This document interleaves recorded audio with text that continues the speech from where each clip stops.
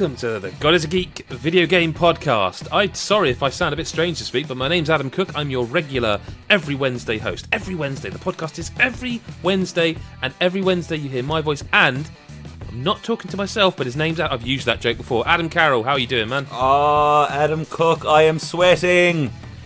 Really? Why? Sweating. It is way too hot for me. Wow, it's actually hammering it down with rain as we record this where I am. Really? Yep, absolutely hammering it. No, it is just the humidity is destroying me. It is absolutely I'm not going to lie, it is a destroying bit warm in this office, but before we get into that, I need to think that maybe we should have done this off the cast. I don't know, but like I've used the Addams Family. Yeah. Okay. I've used that's twice now. I've just reused. I'm not talking to myself. It's another Adam. What is there another? Is there another thing? There must be a like if I if I literally Googled Adams, what would we get? Adams Restaurant, British dining in the heart of Birmingham. Adam Carroll. Adams. Oh really? Adams Kids. We'll move on. I tell you what a good that website must be worth a fortune. Adams.co.uk. How much do you reckon that would cost to buy that off them? Adams Solicitors.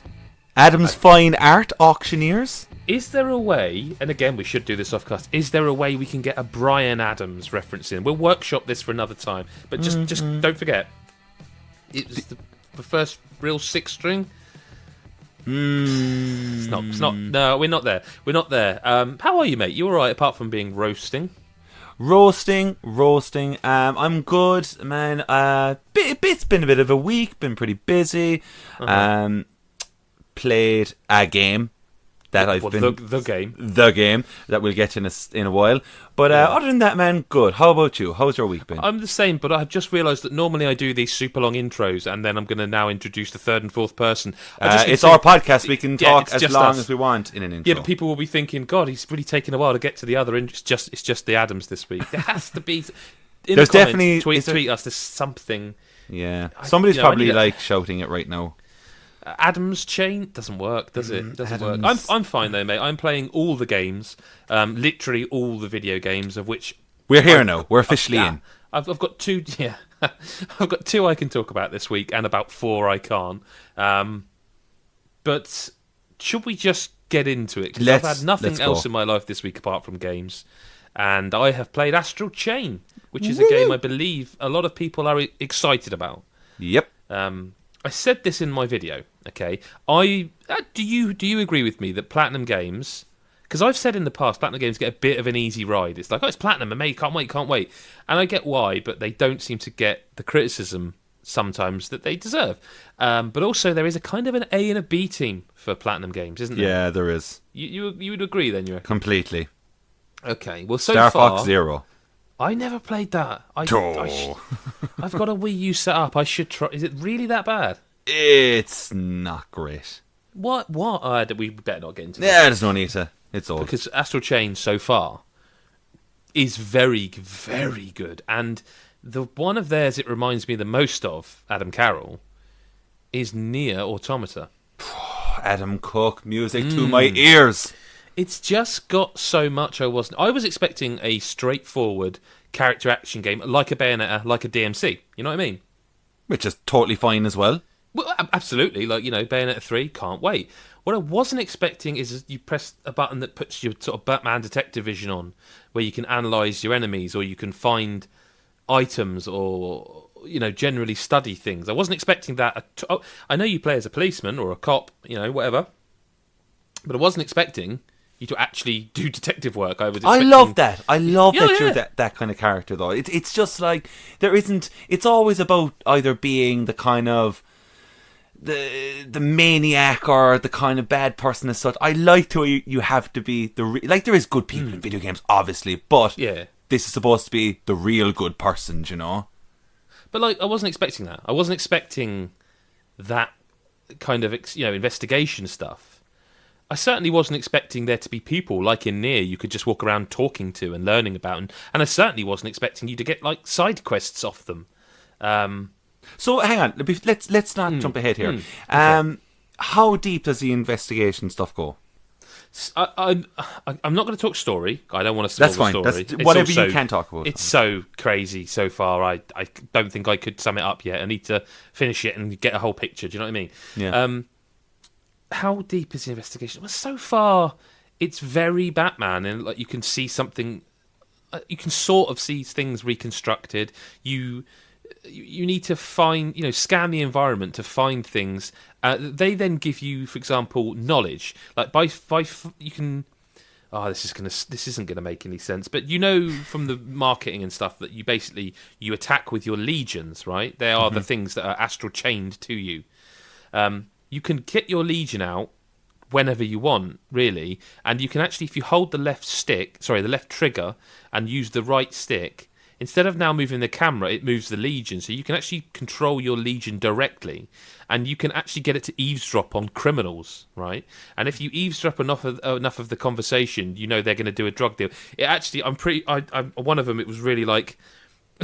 It actually said like, hey, do I have to tell you again? Yeah, tonight, 3 a.m. Yeah, the really bad drugs deal stuff. And it's like, I think it's intentionally funny because it was like, she's joking. Yeah. Once you then discover them, you can use one of your Astral Chain Legion's moves, which is if you control them with an enemy, you can move them to go around like a circle, like a donut, yeah?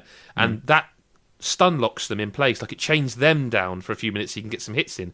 With the NPCs who are going to do drugs deals and that, you circle them and it puts them in chains, and they then come and get arrested. Someone comes and arrests them for you.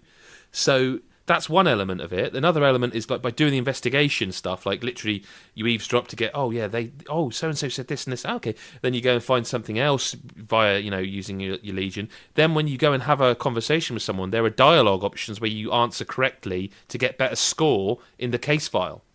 Like, wow, wow is right. Like I was not expecting any of that. Yeah. There's like this red corruption stuff from the bad enemies, and you can use your legion to hoover it up, and that is like there's a percent, at the end of a level, it's like how much of a percentage did you clean? There's replayability already. I can see that like with other legions you can go back in and do stuff you couldn't, almost Metroidvania like, you couldn't access it with that legion, but once you've unlocked it to replay later on, you can. Like it just totally took me by surprise because I was expecting a like 8 to 12 hour Bayonetta, essentially. How long, if you'd roughly like put a time on this game, how long do you think? I just don't know, man. Like, yeah, each level, each file, chapter, whatever you want to call them, is taking way longer than I expected. Okay. And there's a lot of cutscenes at the start, like a lot. It's just totally unexpected how big this game feels. Well, let's get into it here because like when Platinum nail it. It is just amazing. Like one of my favorite things that you said in your video, was for a developer where we know they're going to be doing Bayonetta 3. You said it would always make you not forget it, but be okay to wait when Astral Chain is here. But man, this game opens, like I say, like Nier. Like you're expecting the third-person action game, and instead, and I cut it up deliberately in the video so it seemed out of sequence. But on the podcast here, I'll tell you now, you start on the back of a bike in like a chase sequence, shooting people from your bike, and it's like I wasn't expecting this. Yeah, but it immediately sets the expectation to have no expectations because what you thought this game was, it could be anything because it almost feels like Platinum are now we do what we want, man. And I love that because although people talk about like Hideki Kamiya, like, and I love his Twitter presence and all this, I'm not a big fan of that shit, be honest with you. But in terms of the games they make, let's not forget they've made some weird stuff for Nintendo before, like the Wonderful 101. Yeah. Let's not forget they have been told, make us a really cool game. This is so gamey in that respect. Like it's like an anime thing. It's got like I say the humor. It feels the only thing people I think, and again very much preview impressions. What I think people may be concerned about, and again maybe this gets deeper, is the combat is not Bayonetta. And that's what I want to get rattling to. Off combos.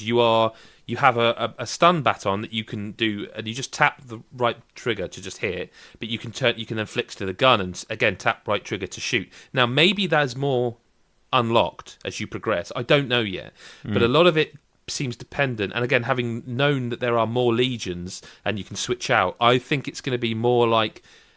It's not quite. I said it in the video, and I still can't remember the bloody name. Is it No, not Virgil.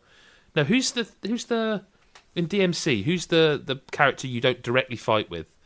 The anime boy. Oh Jesus, I'm at a complete blank with that. Yeah, but him. I'm going to Google it because it's been bothering me for days. It really is bothering me now. I've got to look at it. Gameplay. It's not Dante and Nero. V, isn't it? It's called V. Oh my god. He's called V, isn't he? He's actually called V. Yeah. Wow. Brilliant. Yeah. I feel as silly now. You can have that one. You can have that one. This is the second time it's happened because this is like I remember on a podcast that we did long ago, myself and Colin Mahern, when he actually got quite angry with me because he thought I was pushing the joke about how I didn't get the miles per hour thing. Okay. I didn't get it. Genuinely, I was just saying, yeah, miles per hour. And he thought I was winding him up. I really didn't. I get it now, miles per hour. Moving on. But yeah, it's kind of like you control and automatically control your legion. But you can get involved. You can. So imagine that gameplay, but you can still go in and make direct attacks. I show it in the video. But there is a boss fight where you kind of have to use it, where the game's like, no, remember, we did teach you this, you have to do it. You separate yourself from your legion, and you put the chain between the two of you, so the boss jumps into it and bounces back and stuns, and then you can go and dish out the damage. And it's like, the level of ingenuity that they've got when they come up, I can't wait to see the next boss. You know what I mean? It's incredible, that shit. This is exciting, because, I think Nier came out in 2017, yeah. It was, yeah. And here we are getting Astral Chain. I think Nier is just one of the greatest video games, full stop. Mm-hmm. And the build-up to Astral Chain, I've had a lot of questions, and I've been kind of looking at the gameplay, I've been, yeah, okay, all right, but then when your video, and I was looking, I was like, oh, holy shit, there seems to be so much more to this. Yep. Now, how, with this being obviously a Switch exclusive, did you get a chance, because in the video it seems to run really well. Did you get a chance to play it in handheld? Or was I literally, my son wanted to play Mario Maker as I was going out, and he brought the Switch into me, and he's like, have you saved your game? And I looked at him like, what have you done? What have you done? And I snatched it up and was like, oh, okay. And I thought, I've got it in my hand. So literally at this point, for 15 seconds, I just quickly, in the police station, just sort of moved the camera around. And it looked a little bit less, the performance looked a little bit not quite as good. But I can't honestly at this point say, genuinely, it's not me being like, oh, embargo and all that. I don't know. I that's just fair, had that's fair. 15, 20 seconds.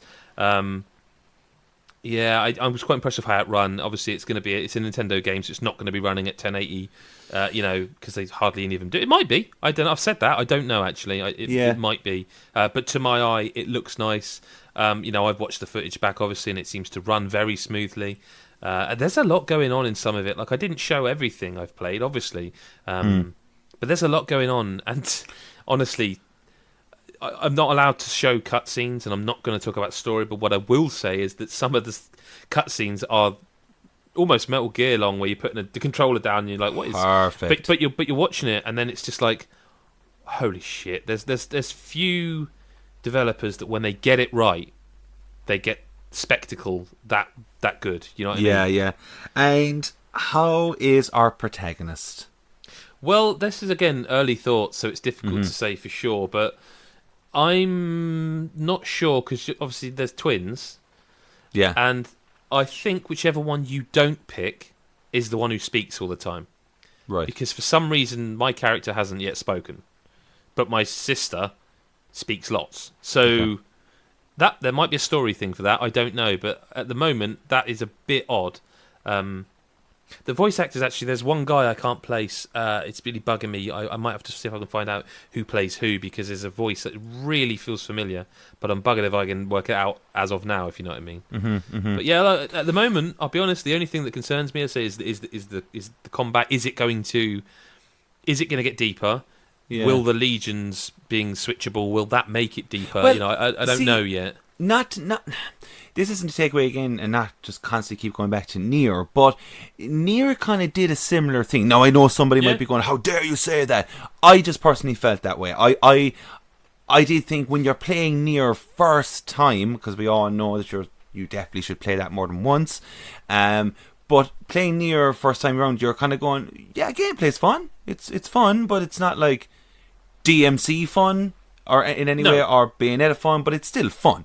Like, Astral Chain does seem to be a lot more, I think, than Nier, but at the same time, Nier just kind of, like, it just goes into such territories that you're like, holy shit, that like everything just complements each other. I think they know that, and I this, like, from what you're saying, this sounds like another hit. Like, so far, I'd be shocked if what I've played it suddenly went down the toilet. Real shocked. I can't say. Again, this isn't me. I can't say. I really can't say. I haven't got that far into it. Of course, I'd be very, very surprised if it suddenly went that way. At this point, the only thing I mentioned, I suppose, is, again, early thoughts, like style-wise, it's just got it out the wazoo. Like, at this point, I think we might need a best style category, a face-off between this and DLC. Cool. That's cool. I think for the Game of the Year stuff.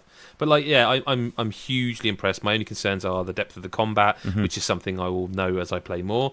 But right now, like Platinum Games fans or just Switch owners that like this kind of thing. That's the other thing, I mentioned it in the video, by the way, the accessibility options.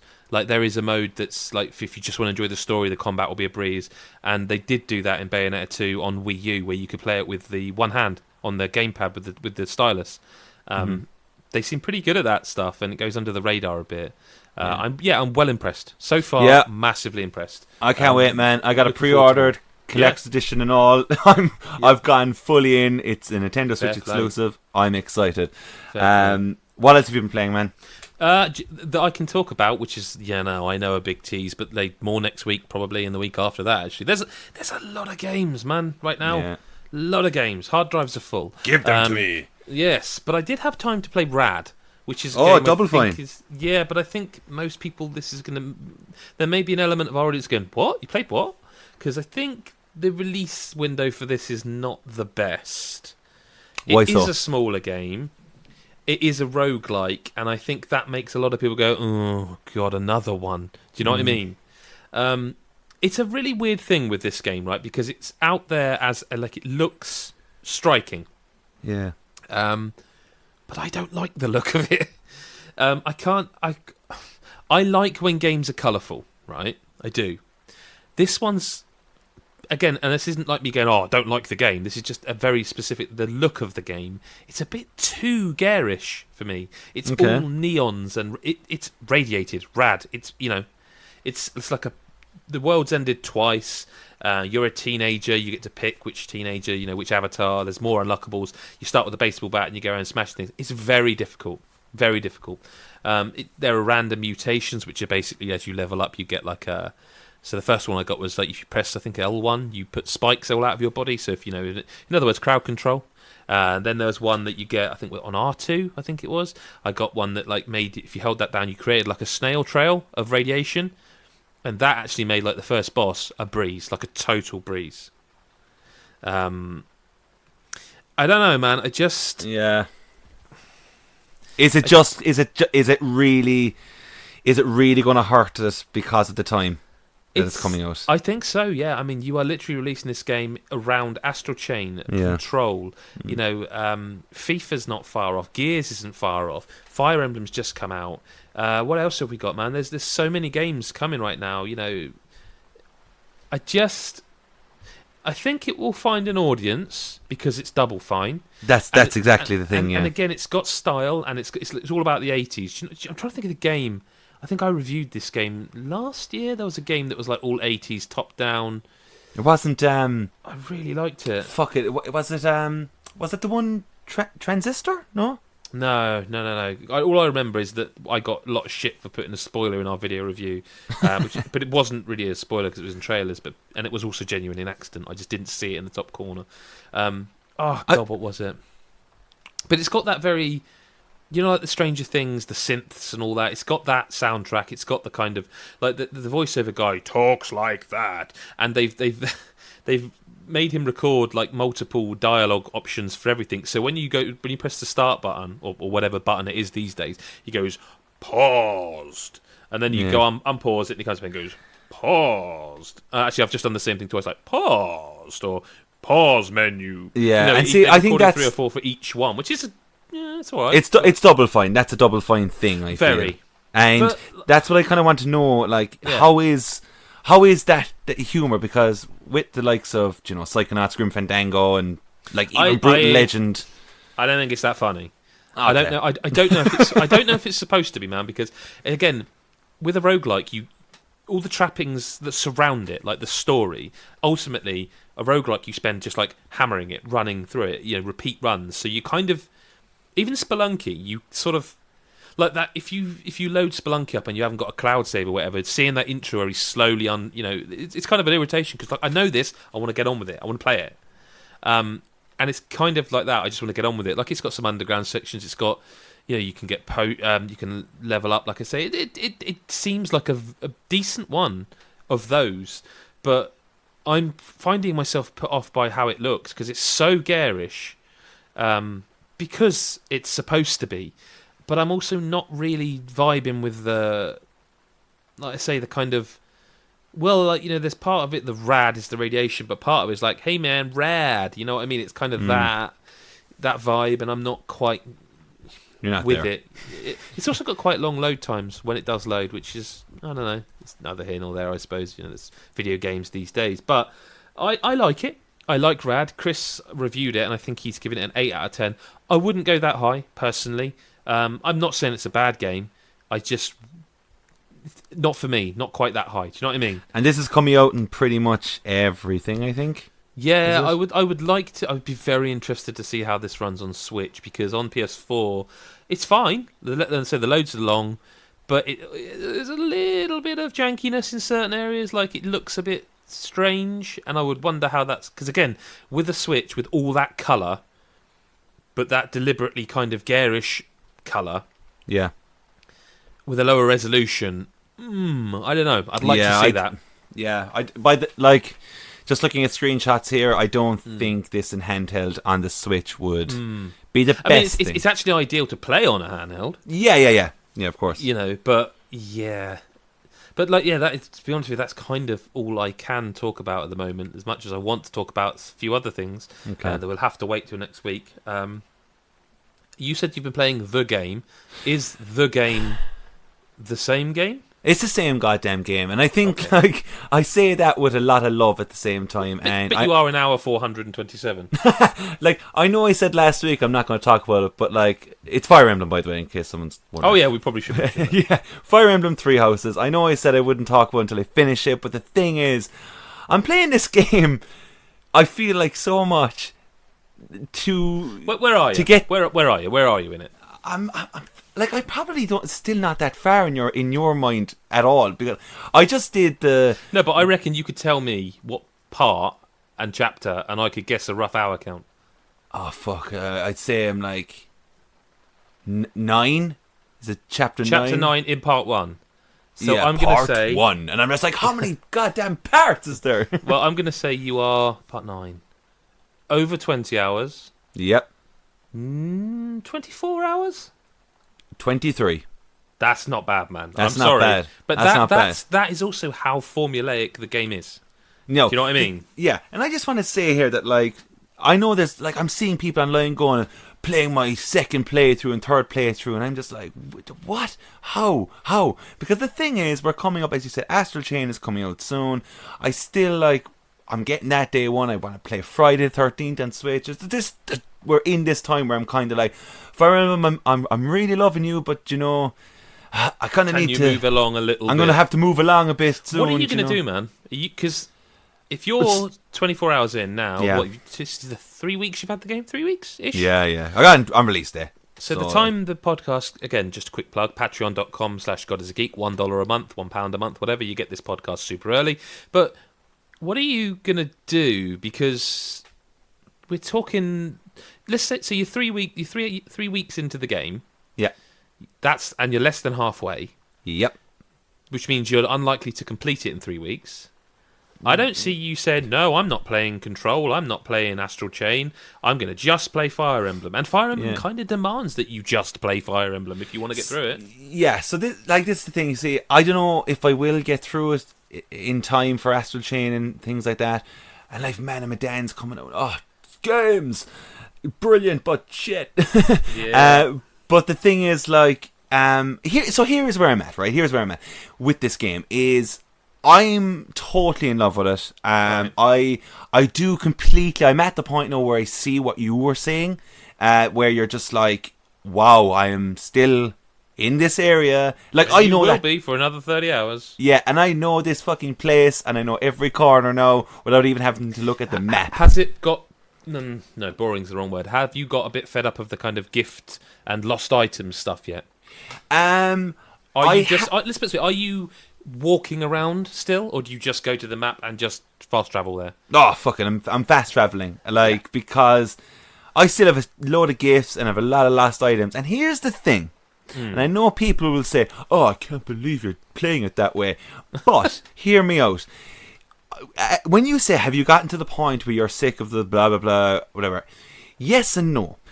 I do enjoy it, and I do like building the character stats, because I love that. I love that everything you do it has the purpose of benefiting you in some way, and that's great and all. But when it comes to meeting a character, and I'm like, lost item, I'm going to be honest, Dad. I tell you what I do, man. I just scroll through every item and press A until they take their item, and I go, cool. Yeah, of course you do. I just go, there you go. There you go. There are some where you're like, oh, I know that person. I know that person, but mostly, yeah. So there's a lot of that where I'm like, and that I'm at fucking that noise. Well, so you, in other words, have had the exact same. So you're pressing buttons and someone's going, no. Why would you think I'd want that? Why would you think I'd want that? Yeah. Yep. And then you get the little happy heart and the arrows pointing upwards, and you're like, success. That felt great. But do you find you do that and you're like, shit, I don't know what item that was? Yeah, in ways I do. So I've started to read the items quickly. Yep. I know. But so that's the thing, right? But I tell you what, man, the game has hit me in a way where I just love being in it, and I just love being in it, and I understand what it has to offer, and I understand what maybe I don't really need to focus on and what I like to focus on. Do you know what I mean? I'm at that point. Yeah. So I like the fishing. I think it's just enjoyable. I quite like the fishing, actually, yeah. I like the fishing. So I do a bit of that. I'll always go to the greenhouse. And plant some shit and then take my other stuff, and that's great. And then I like going to, is it the counselor? Is that he's just in the corner on his own, and you get like 30 seconds to answer. Oh, the confession box thing. That's it. Like, I go to that. Yeah, I like that. That was one of the early bits of the game. Was like, oh, this is really cool. Yeah, so I like that, and then I kind of get to a stage then where I'm like, okay, now I have like 5 or 6 activity points, and I'm like, what'll I do? Go for a dinner with this person or do this? But there's something nice about that, and I think that's cool. And then when I go into the actual, it is, and then going into the actual battles. Oh, the battles, man. Oh, I'll be honest, man. I've played the last 2 battles I've done have been sensational. Like, so goddamn exciting. Like, I thought at one point I was done. I was like, this isn't going to come out my way at all. And all of a sudden, just with that notice of, oh my god, she's there. If she can heal him, then he'll get in there if I trade this item with that person, and boom, success.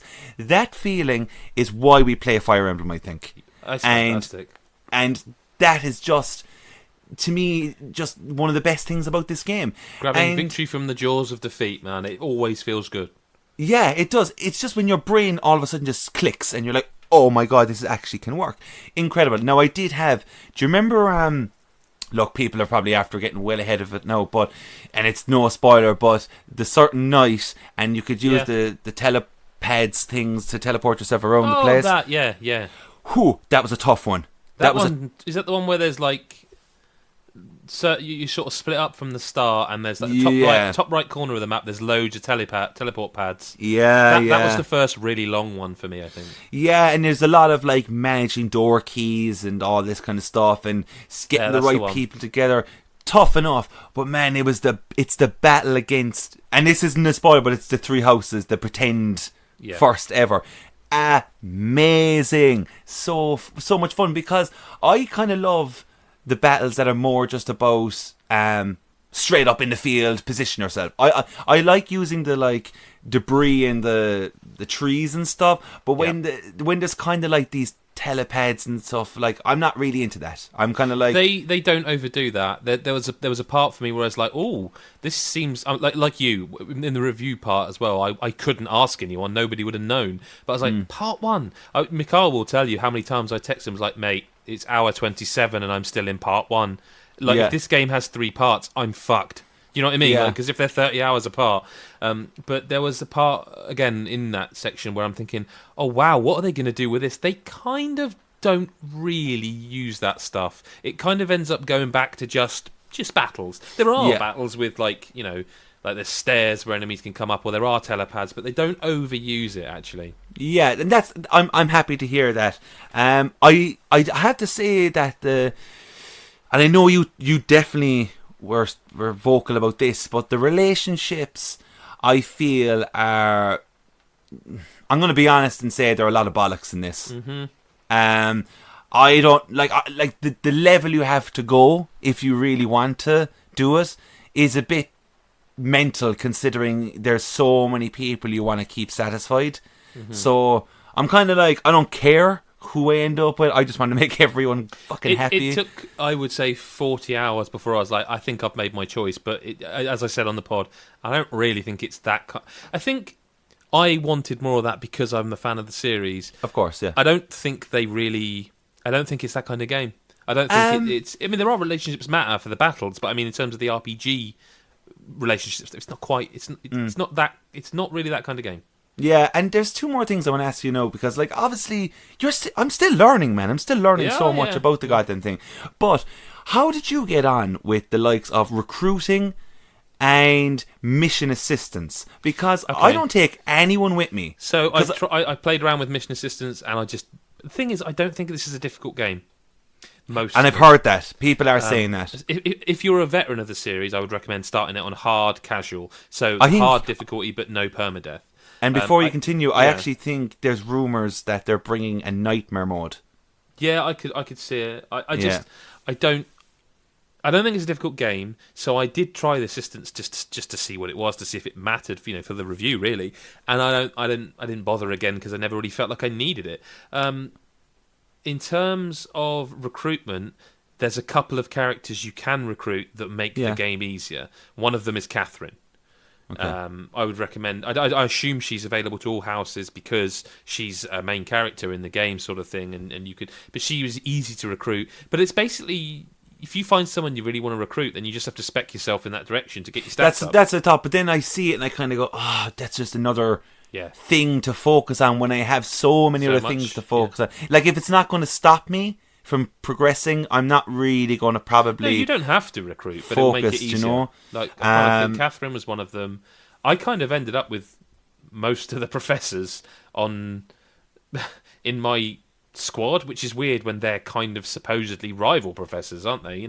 I had most of them, but I kind of just used my core house people for most of it, apart from a few that I leveled up. And that's the last thing I really want to say right now at this point. But my house. So like, I'm obviously the Black Eagles, and I know that's the house that like everyone's like, oh, if you pick that, then you're just like the most boring person ever. It's like, I don't care. It's like I am so happy I went with this crew, because it just does, and I imagine it's the same with the other 2 as well. It just does an amazing job of making you love and know your house.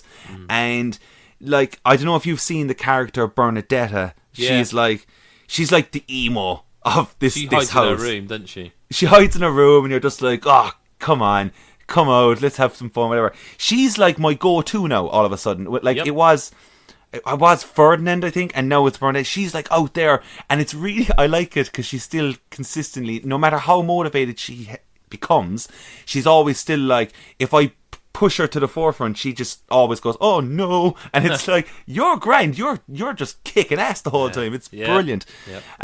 Love that, and I'm really loving the house, and I seriously enjoy the certification kind of thing, do you know? Yeah, I like that stuff. I think that's, man, it just feels like a real upgrade, but all of a sudden they're on a horse and you're like, cracking.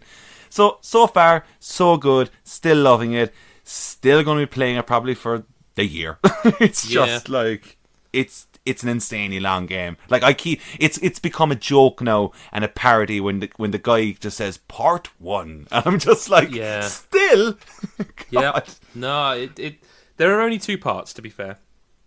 Yeah. And it kind of makes sense when you get there why they're such long parts.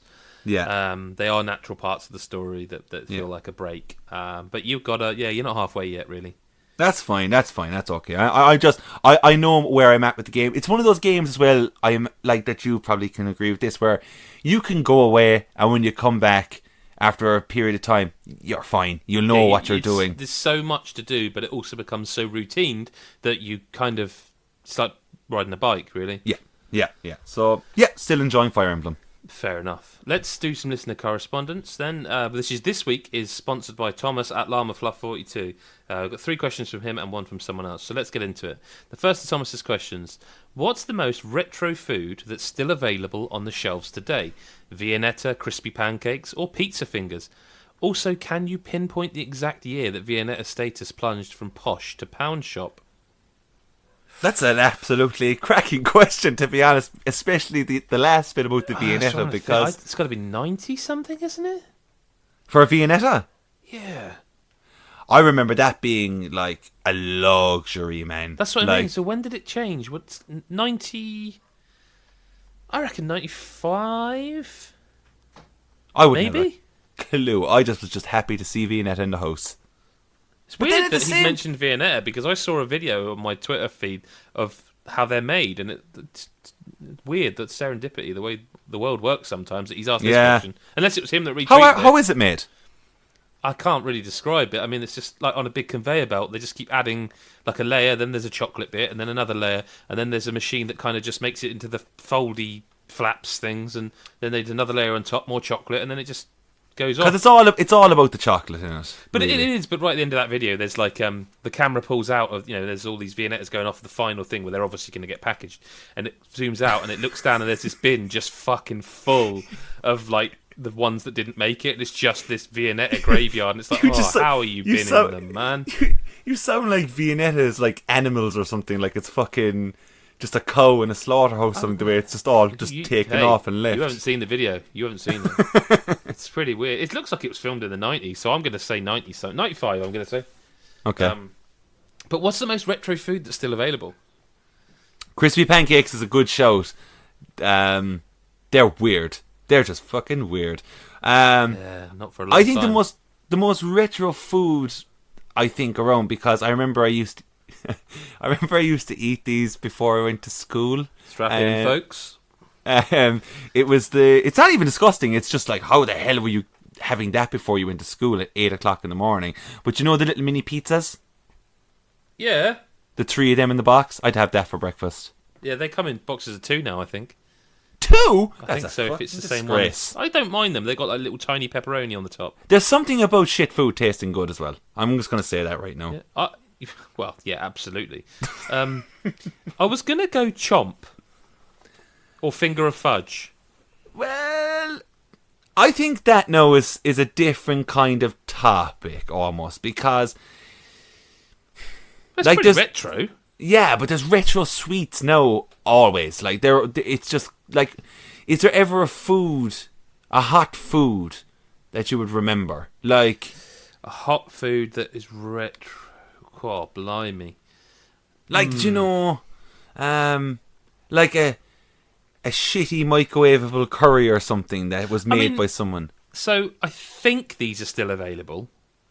McCain's microchips, microwave. Oh, they're there. Yeah, they're like fucking wet toes. Oh yeah, but you can still buy a microwave. You know what were they called?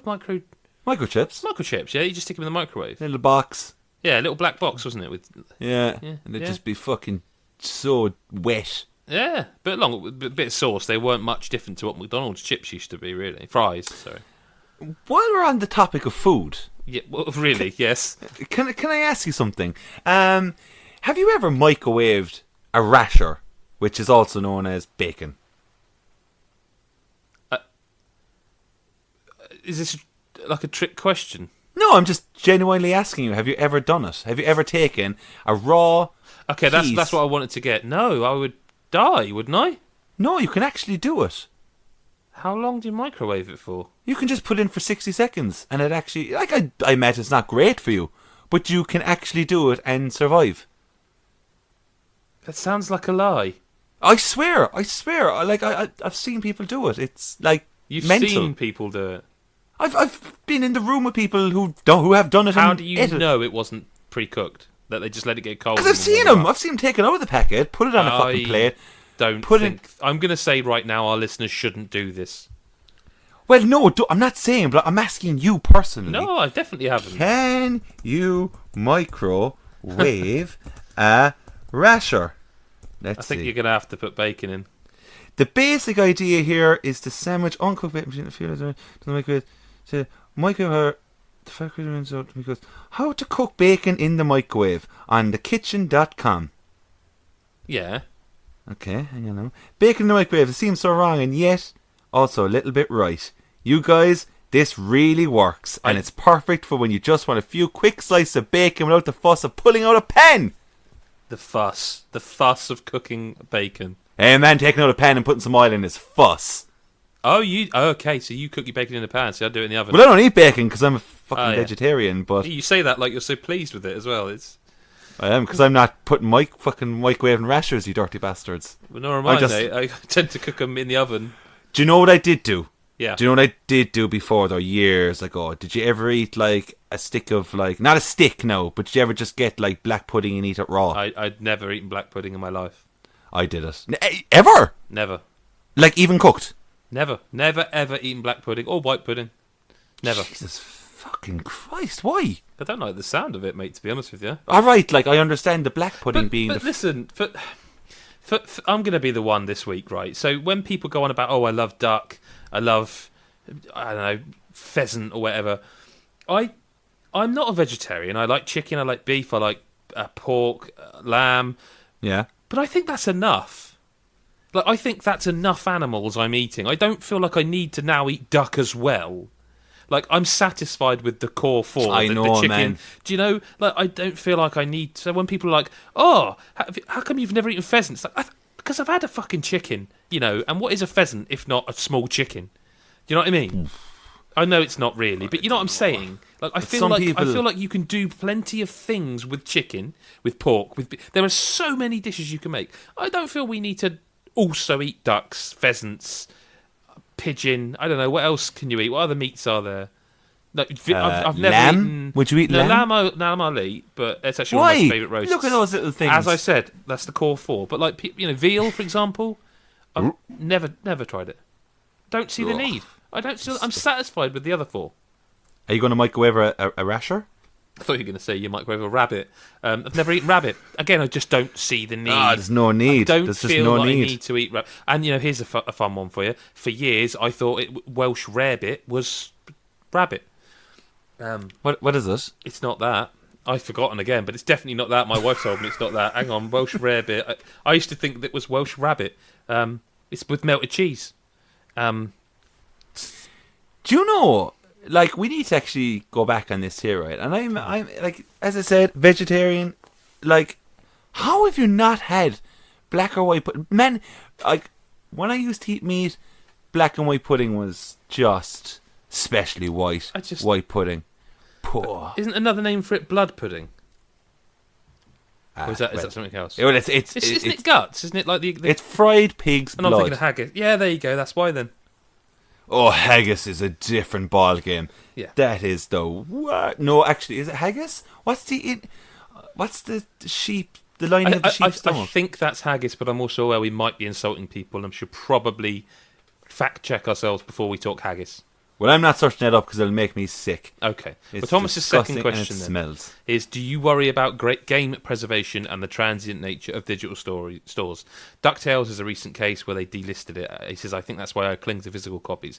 Now, you and I are going to disagree on this because you still buy physical, don't you, mostly? Yes, I do. And I don't, unless I have to have a disc. I don't want a disc. But it's purely a space thing. Like, I have a shelf that, if I look to my right now, that is full of Xbox 360 games, and the top shelf is this generation, 3/4 PS4, couple of Switch games, and some Xbox One promos that I've reviewed and stuff. Like, I have shelves stacked full of Xbox 360 games to do what with? Look at now and again. Like, I want to, I also like the idea of just being able to switch games without switching discs. Laziness, but I just like the convenience. The Switch is great for that because I'm all digital on the Switch. Apart from, I think when the Switch first came out again, because I reviewed Mario Kart and Zelda, those were carts. Yeah. Do we worry about it though? Yes, we do, because game preservation is a massive thing, and there are people out there doing a really good job with game preservation and trying to make sure things don't vanish. But I think back to when the Matrix Online disappeared, and it was first people were talking about it a lot, and that's just gone. But people tend to create like backdoor servers that people can still play these games. But it is a problem. But these companies, I suppose, we can't stop them. They're going to shut servers down. Yeah, I know, and that's like, there's a lot of reasons behind it for me why I still buy physical. But like, one of the main ones is just like I never feel like I own the game that I buy digital. I just never feel it. Never feels that special feeling doesn't come into place, and it's there. I'm excited, obviously. If it's my only choice, I'm like, cool, that's fine.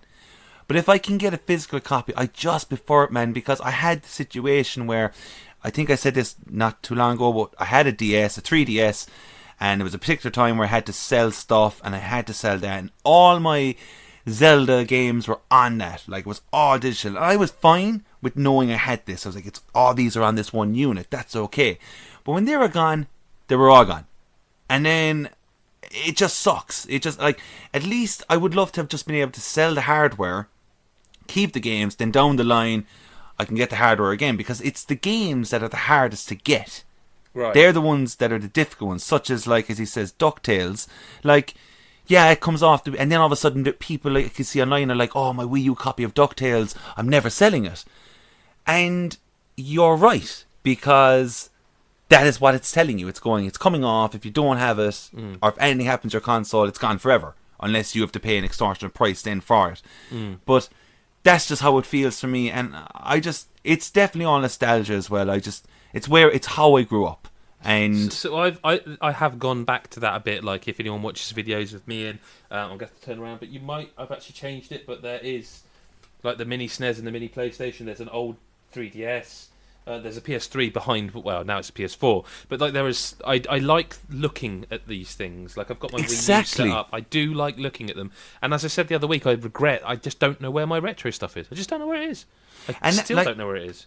And that's the thing, man. Like, it was not so long ago. We were at a friend's house, and it was a party, whatever. And do you know, I was sitting, and he's a lot of collections like that as well. And I was looking, and I could see he had, in mint condition, Super Mario Brothers 3, an actual physical copy, box, everything, cool. Right? And I was looking, I was like, wow, look at that. And I picked it up, and I was holding it in my hands. I was turning around, looking at the. We can play Super Mario 3 probably anywhere now. It's just everywhere. It's just one of those games, you know. Yep. But there's the magic of holding these things, and it's also like, not to get all like soppy, but it's kind of one of those things down the line. If I ever have kids, I'm going to be like, you have all this to play if you want. This is all and for you. Say, no thanks, I'll play Fortnite. Go, Fortnite, please. Or whatever it would be around that time. But I get it. I'll keep buying physical. But you can still do that. I will just say, like, I introduced my son to Mario 64 on the Wii U. You know, it's fine. Yeah. But it's, I'm with you. It's not quite the same. Like, Friday the 13th is a prime, like, not a prime example because it's only coming out, but like, that's been put to Switch, physical copy as well, which for some reason isn't coming out in Europe until next month. But there's been a bit of an issue of it being put in the eShop currently in Ireland. I still don't know as of recording right now if it's coming out at all, because they had problems, didn't they? And yeah, there's something really weird. I don't know what it is. But anyway, like they've released the Ultimate Slasher Edition. It's the one that came on PS4 or whatever. But inside it, like Friday the 13th, favourite horror franchise ever. Like in it, there's an exclusive Friday the 13th poster that's only in the Switch. And that, to me, that's all I need. Like, I'm like, I need the physical. And I want that. So that's how these things play out. I'm all for it, but I also get people's situation with space. Mm-hmm. Fair play. Thomas's last question is, why does EA talk up no loot boxes for Need for Speed Heat as though it's a cool new feature? It isn't. They should have been there in the first place. Presumably they are preparing for anti-gambling legislation or something. Because... Go on. I just personally think they have to keep stressing it because it's EA. They've become a company where people expect microtransactions, expect multiplayer features and no story. So they are... What was it? Was it Anthem where they came out and kept saying, no, there is a story? What game was it? But they've become that company, you know, with the FIFA stuff. They've just become that company where it's expected. So they have Anthem, Star Wars, all this stuff. That's Star Wars, wasn't it? With no microtransactions. Battlefront 2. That was such a mess, the new one, the new Star Wars game. They said no microtransactions. Oh yes, yeah. That is. But they have to. They have to because it is really pissed off people and. I hate them. I've always hated loot boxes. If someone says they like them, and cool, but I don't at all get it. Like ever since they came out into the world of video games. But EA, like for Need for Speed, it's they had to say it because that is a prime game for them to do it in. Like, I suppose, yeah. They could be selling all sorts of different fucking skins and whatever you want to call the fucking body of a car inside that, like everything, and for them to say no, it's not. It's kind of like I do kind of go cool. That's cool. That like it's about time. I'm not giving you credit, EA, because you shouldn't have had it in the first place. But anyway. You're learning. There is an interesting element that I have never seen discussed regarding Ultimate Team in FIFA, and the reason I'm not going to go into it is that I'm convinced one day I can sell an article on this because there's just an element that people. I'll talk to you off cast. Maybe we'll do something on Patreon with this, but there is something to do with Ultimate Team. I feel like whenever people publish stories about the loot boxes, they always miss a really important part, and it is the reason EA don't change it. So there's a teaser for you. Maybe if people ask enough, we'll talk about it. Okay. Yeah, I mean, no one likes this shit. You know, like when Randy Pitchford came out and said there will be no microtransactions, and there literally are. Like, yeah, we fucking pay enough for video games. Yeah. The only thing I'm going to pay for is like downloadable content if it's story based and stuff. It's a weird thing, man, because the whole additional paid content came about because second-hand game stores were buying and trading second-hand games and people weren't keeping their games. Well, second-hand game stores are now going out of business, and yet people are still trying to find a way to keep you playing their game, and it's a strange business these days. We've got a rainy day question to end on. It's from Gary, who is not free this weekend. It's not the weekend, actually. It's the week for you if you're listening Wednesday. That's how early you get it. Patreon.com. A little ad for you there. Patreon.com/GodIsAGeek. He says, and we'll keep this brief. Adam, if you had to play one terrible game, in your opinion, to completion, you have to 100% it, what would it be? Oh, I may anger people here, but the first thing that pops into my head, there's definitely worse. I will stress that. Definitely worse. But I'd have to say The Last Guardian. I just don't like that game. And it just does not work for me. So if I had to try and 100% that, I know I'd be frustrated. A terrible game. I need a terrible game. See, it's not terrible. See, that's the thing. I would say something like... For me, it would be terrible if I had to 100% a Metal Gear game. For me, it would be terrible if I had to 100% the first Assassin's Creed with those feathers. Oh, God, yeah, those fucking feathers. But they aren't terrible games. That.